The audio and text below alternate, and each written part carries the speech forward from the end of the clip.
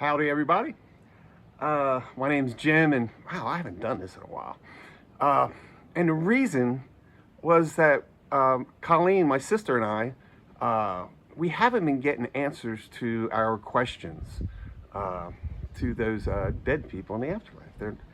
They're just not as lively as they used to be, to make a pun out of it.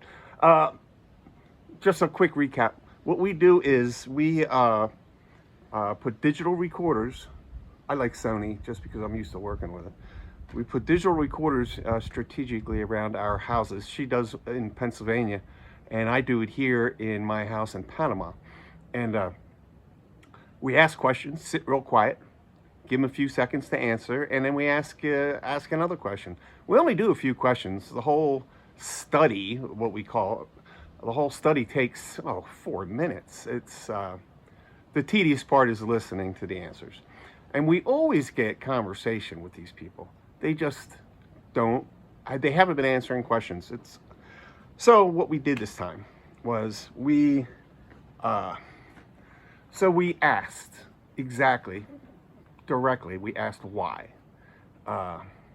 There's a few things you need to know to understand some of the questions, some of the replies that we got from these people. They're not allowed to tell us humans too much information or give us too much information that would affect our lives while we're here in a physical body. They can't give us that. And occasionally they screw up, and they do. And then they get in trouble. We hear it. We can hear them getting scolded.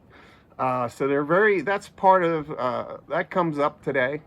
And another thing that comes up today in these responses that I'm going to read to you, I'm reading quotes for exactly what they said to us.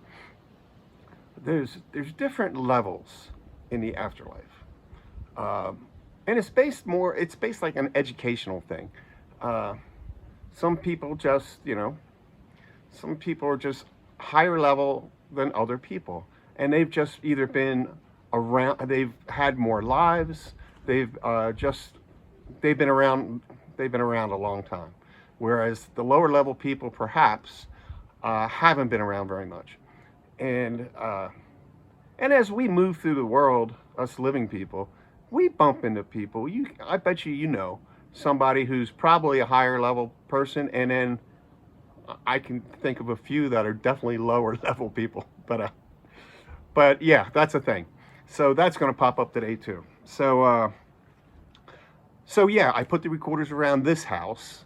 I was very sure that it was a very quiet, still day, because any background noise just washes everything right out. And I asked the first question: why did people in the afterlife stop answering our questions? Well, in the master bedroom, a man replies, "We've been mistrusted of you." Yeah, he did screw the language up a little bit, but we've been mistrusted of you. We catch his drift.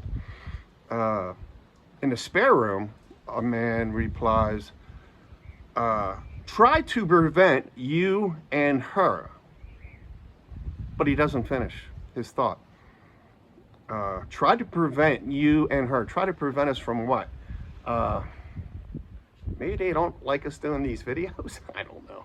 I don't know. Over at the top of the steps, I'm up on the second floor. Over at the top of the steps, a man replies, "Protected from you."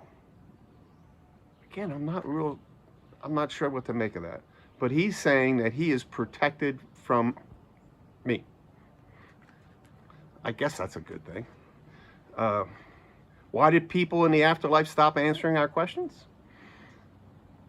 Downstairs, a man replies, "There's no good answer." Well, at least he's being honest.